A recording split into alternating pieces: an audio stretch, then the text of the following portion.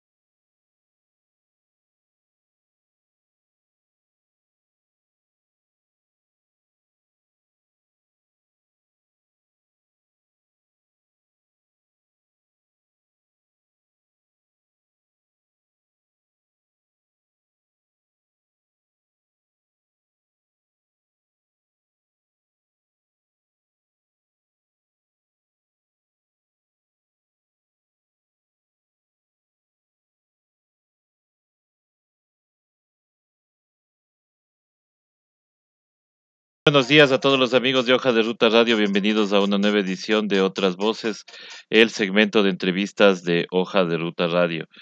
Eh, Mil disculpas, las fallas de producción a veces se dan así, estábamos nosotros felices aquí esperando que pase la propaganda y hemos estado al aire, ni cuenta.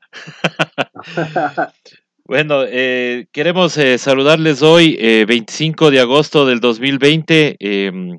Vamos a continuar haciendo algunos análisis sobre lo que estamos viviendo en la coyuntura política nacional y también sobre otros asuntos que vamos a tratar en esta mañana con Alejandro Rodas Coloma, a quien le damos la más cordial bienvenida nuevamente a Hoja de Ruta Radio. Alejandro, tenemos 19 binomios. Ayer empezaron ya como que a darse cuenta que esto es inmanejable, pues 19 binomios en un país de 17 millones.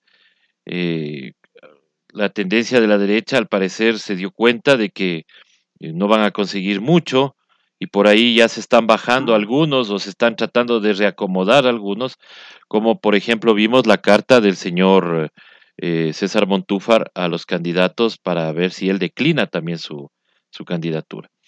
¿Cómo ves tú el panorama, estimado Alejandro, dándote nuevamente el saludo de muy buenos días aquí en Hoja de Ruta Radio?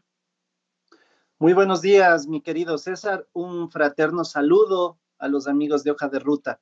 Mira, el tema es muy fácil de ver en la medida de entender lo que viene a ser un problema estructural.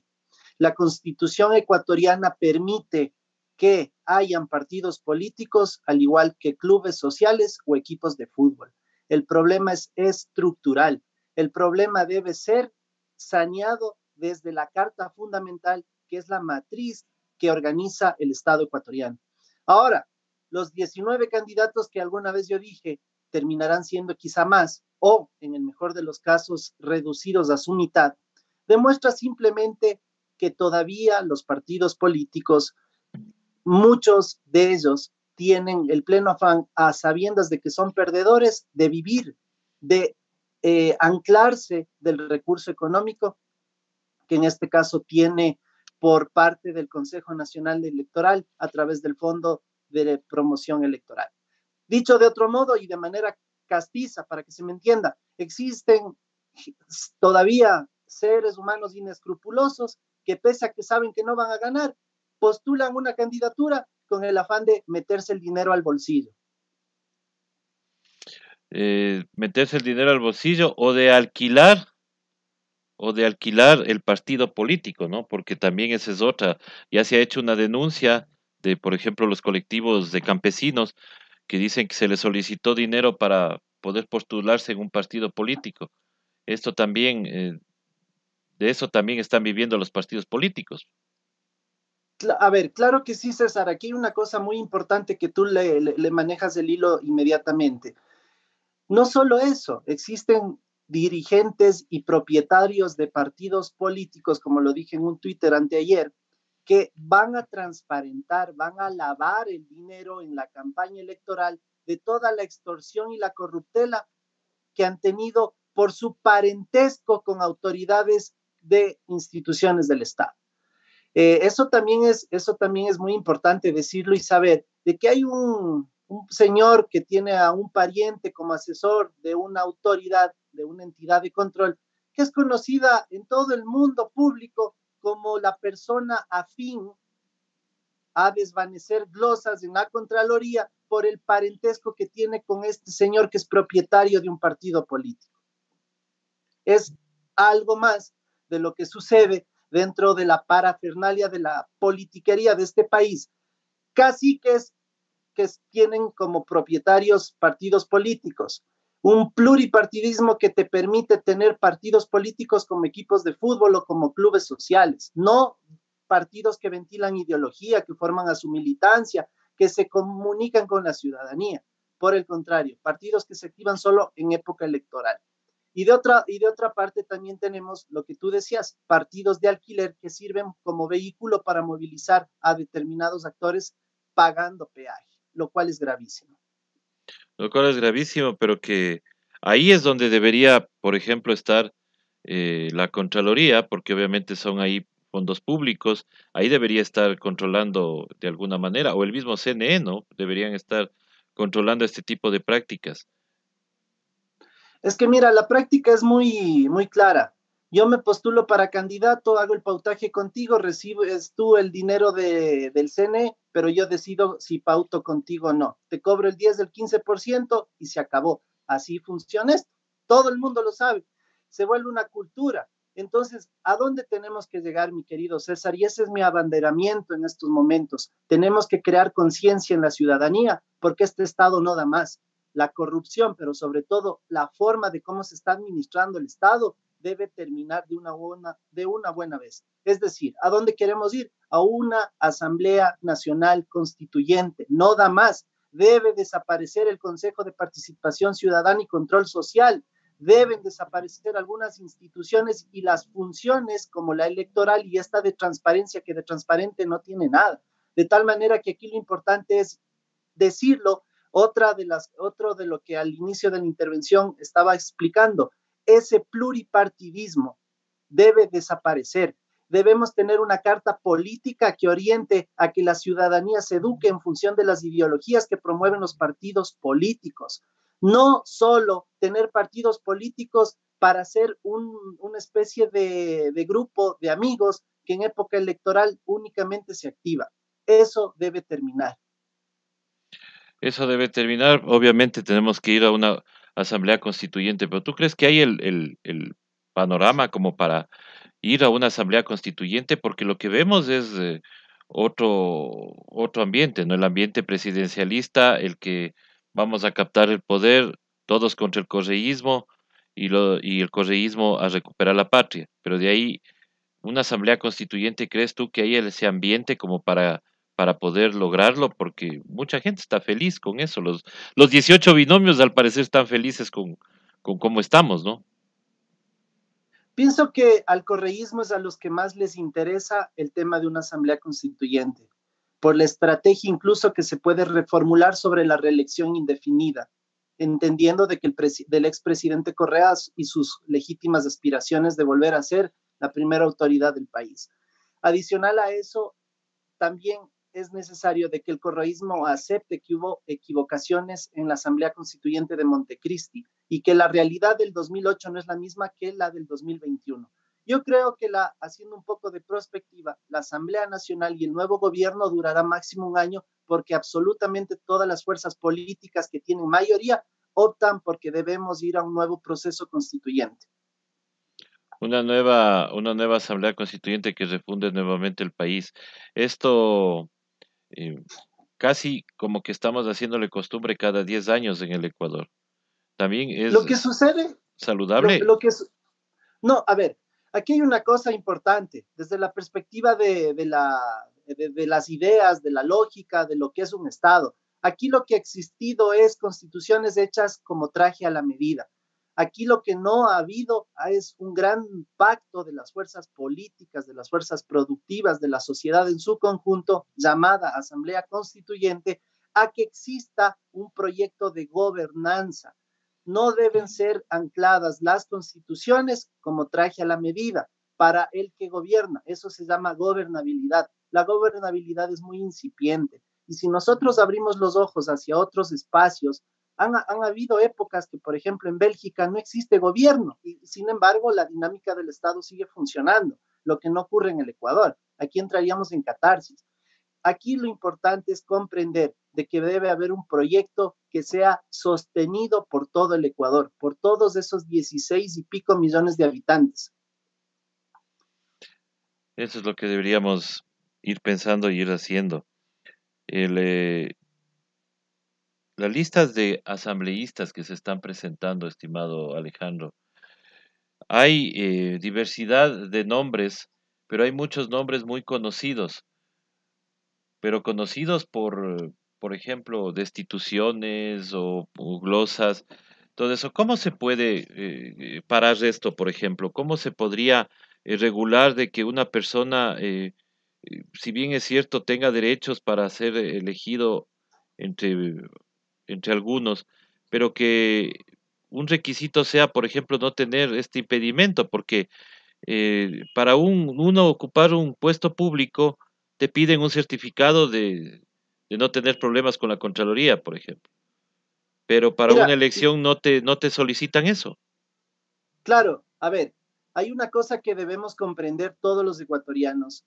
El presidente de la República, los parlamentarios andinos, etcétera, etcétera, de elección popular, no dejan de ser servidores públicos. Esa es la primera gran comprensión que debemos tener. Son servidores públicos. Entonces, así como tú dices que debemos presentar un certificado de no tener responsabilidades o de no tener impedimento para ejercer cargo público, estas personas que quieren postularse deberían cumplir aquellos requisitos. Es una cuestión muy lógica, de sentido común. Por otro lado, el tema de la constitución hipergarantista, con ese famoso tema del debido proceso y de la seguridad jurídica, hacen entrever los grandes problemas que ya ahora estamos comentando.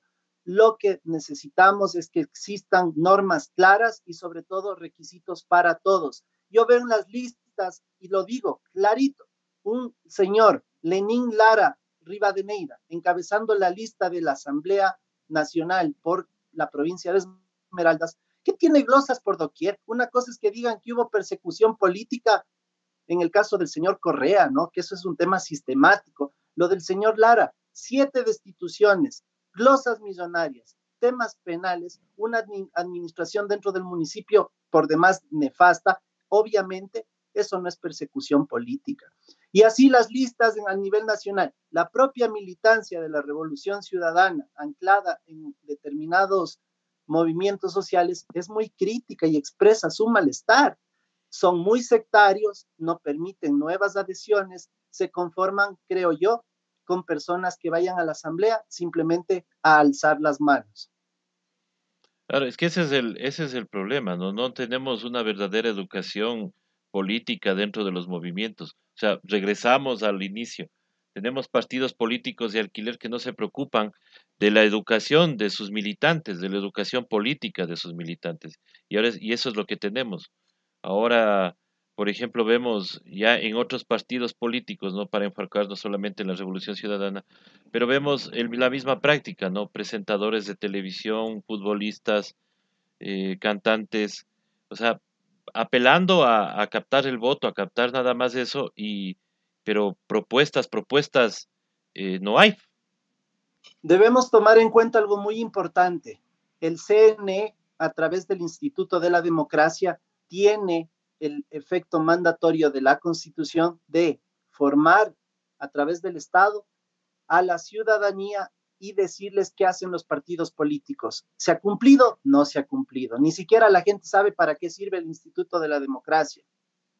Además, la gran mayoría de jóvenes entre 18 y 36 años, que vienen a ser más o menos 3.5 millones de ecuatorianos, son ellos, estos famosos grupos Millennials y Z, quienes pongan a las autoridades de elección popular del año 2021. La gran pregunta es, con ese bagaje de candidatos a la presidencia de la República, ¿existe afinidad de los jóvenes? Yo les puedo decir con casi total seguridad de que no.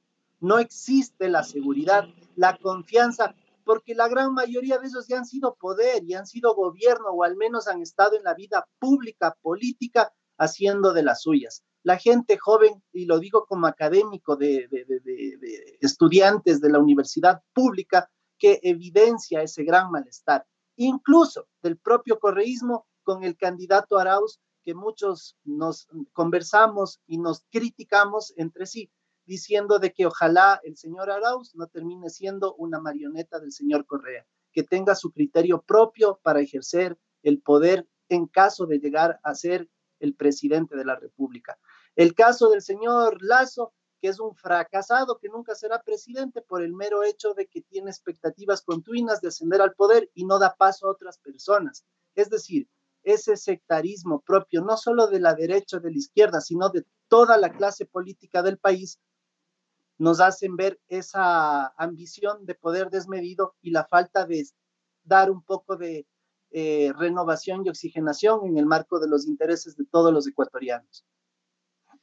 Claro, si vamos analizando uno por uno, pues los candidatos, obviamente, de ahí tenemos muchas personas que fueron gobierno, otros que recién aparecen, otros que interponen la religión adelante y otros que por, no sé, pues los motivos, porque hasta ahora yo no entiendo cómo el señor Fabricio Correa quiere ser presidente y no sé si ha habido este enfrentamiento, decíamos ayer en el editorial, no sé si en la historia de este país ha habido un enfrentamiento entre hermanos en temas políticos, realmente, pero hasta eso tenemos que vivir dentro de nuestro país. Alejandro, es durísimo lo que dijimos sobre el tema de la Contraloría, por ejemplo. Si se analizarían todos los candidatos, ¿crees tú que quedarían algunos, muy pocos, si se analizarían los temas de Contraloría en esta elección con todos los candidatos? Yo creo que la reglamentación incluso no es de la Contraloría. Primero que nada, estos requisitos políticos deberían ser regulados por el Consejo Nacional Electoral, pero siempre saldrán, es un poco de la lógica como se debería manejar desde el derecho constitucional, de que si yo reglamento requisitos, por ejemplo, desde el Consejo Nacional Electoral, voy a violar el debido proceso, la seguridad jurídica, como ya referí, de tal manera que aquí lo que se debe romper es la estructura que nos asiste en esa desmedida y desde ese desmedido hipergarantismo y que obviamente creo que genera las condiciones para que exista impunidad. Ahora, lo de la Contraloría. Yo conozco a la gran mayoría de candidatos y uno que otro tiene dificultades con el ente de control, pero sin embargo, como es un procedimiento y no es cosa juzgada, tú puedes tener una glosa ahorita, pero en el Tribunal Contencioso Administrativo se concluye el tema. Entonces, el derecho a defenderse y sobre todo yo creería que el tema pasa por lo ético, por lo moral, por la consecuencia, por decir, bueno, tengo problemas, mejor que vaya a otro. Cuando solucione me presento con la cara limpia y la gente no lo hace. La gran mayoría de candidatos de las listas al Parlamento tienen glosas, tienen problemas con la Contraloría. ¿En qué se escudan? Persecución política. Y la persecución política es otra cosa. Es otra cosa. Así es. Yendo al tema de la Contraloría, ¿cómo ves tú el tema del que está enfrentando ahora el autonominado Contralor? ¿Por qué en algunos casos se acelera, pero hasta lo máximo para cumplir tiempos? Y en el caso del Contralor hemos tenido 3 años para estar pidiéndole el nombramiento y el señor hasta ahora no presenta nada.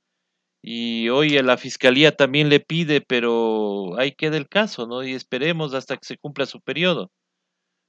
El Contralor Celi, de manera muy hábil, la semana anterior presentó, entre cantos de gallo de medianoche, el proyecto a la Asamblea Nacional para volver la Contraloría a Tribunal de Cuentas. Ujú. Cuidado con ese golazo, cuidado, ciudadanos ecuatorianos, con ese golazo, porque es romper con toda la memoria institucional de lo que era la Contraloría General del Estado y dar paso a una nueva dinámica de confusión y sobre todo de impunidad al interior del ente de control. El señor Celi, al igual que el Estado ecuatoriano y el pacto con el presidente actual de la República, es evidente.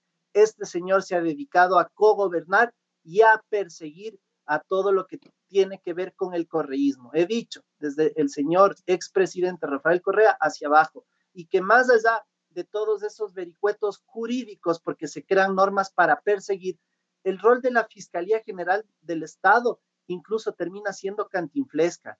El tema del caso Sobornos, mal llamado caso Sobornos. ¿Por qué no se extiende también la investigación a INA Papers? ¿Por qué no se extiende la investigación al señor Paul Granda, a la señora Alexandra Ocles? ¿Por qué se hizo la parafernalia de ponerle un fusil en la cabeza al expresidente Abdalá Bucaram, de quien tengo un desprecio profundo? ¿A quien le tengo un desprecio profundo? Porque desde niño conozco que es un pillo. Eso genera la única lógica de que la ciudadanía o es torpe o come del show. Y no creo que seamos torpes, pero parece ser de que esos shows mediáticos aupados en algunos medios de comunicación que cogobiernan también con este Estado podrido, hacen entrever de que todo es un pacto para llegar a la impunidad. Ecoavisa, Teleamazonas y estos canales se han dedicado a tapar todos los atropellos hechos a ciudadanas y ciudadanos al interior de la Contraloría General del Estado. Yo digo, una gran pregunta a estos medios. Hay un Alejandro Rodas que viene denunciando absolutamente todo lo que se hace al interior de Contraloría. Al menos pregúntenle al señor Celi, oiga, hay un loco por ahí que habla de usted. ¿Qué pasa? ¿Cómo así? Que desvanecen glosas, que extorsionan en bares, que se encuentran con gentes en lobbies de hoteles entregando maletines de dinero, etcétera, etcétera, etcétera. Y eso no es mentira, eso es real. Hay periodistas que me han dicho que quieren hablar con Celi desde hace meses y no les da cabida.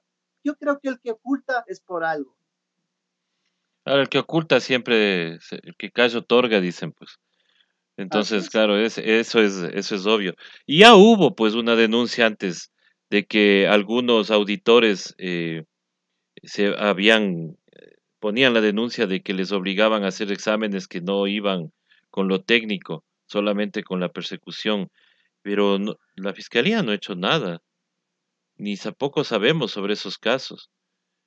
Este Ustedes, estado transitorio a ujú. partir del Trujillato ha puesto en impunidad y sobre todo se ha vuelto una cofradía sistemática de tapar las cosas.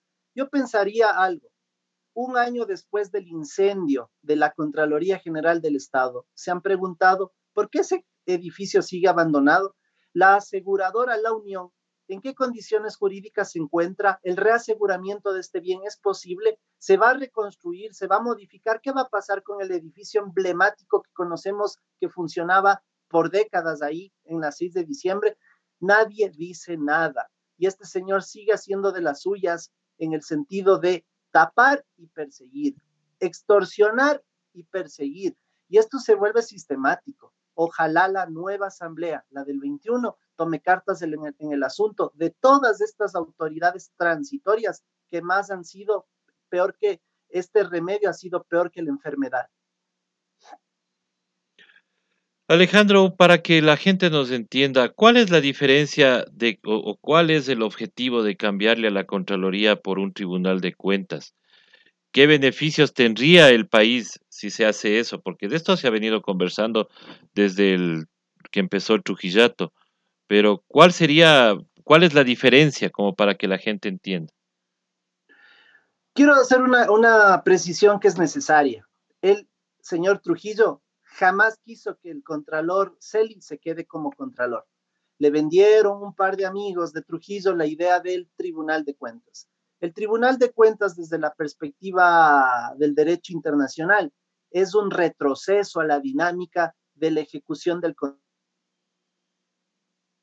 control.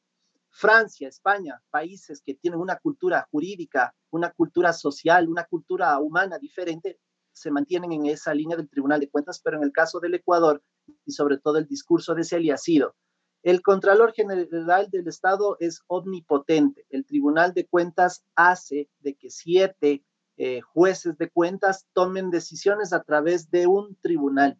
El Tribunal de Cuentas genera un debate en el sentido de ser plural, de ya no ser omnipotente, y en esa perspectiva ha sido el discurso. Ahora, la conformación del Tribunal de Cuentas, esa es la que no nos dicen. 2 funcionarios de la carrera de la Contraloría. Te puedo dar los nombres de quienes irían. 1 nominado por el presidente de la República, por Lenín Moreno. ¿Quién iría? 2, por supuesto, concurso de méritos y oposición. Y 2 nominados por la Asamblea Nacional. En esa lógica, si la ley se reforma y se aprueba, espero que no sea así, Celi y sus séquitos alrededor de estos funcionarios corruptos, porque no lo puedo decir sino lo que son, de carrera, podrían simplemente ya tener de por sí una mayoría. Con 4 estás arreglado el asunto y con 5 mucho mejor. Y los otros 2 que vendrían del Consejo de Participación también serían puestos por este señor. Entonces, el engaño del Tribunal de Cuentas es 1, dejar la figura de ese contralor duro, fuerte, omnipotente y pasar a tener estos jueces de control que básicamente generarían la idea de ser más plurales, pero en el sentido práctico sería otra cosa. Pablo Celi no cumple con los requisitos para ser contralor. ¿Podría en algún momento el, la justicia ecuatoriana determinar que todo lo actuado por Pablo Celi es nulo? No, es imposible eso, porque el cargo que él ostenta actualmente es de subcontralor subrogante, porque era es el que ostentó de subcontralor general del Estado subrogante, y el titular, Polit Fagioni, quien está prófugo, él cumplía con los requisitos.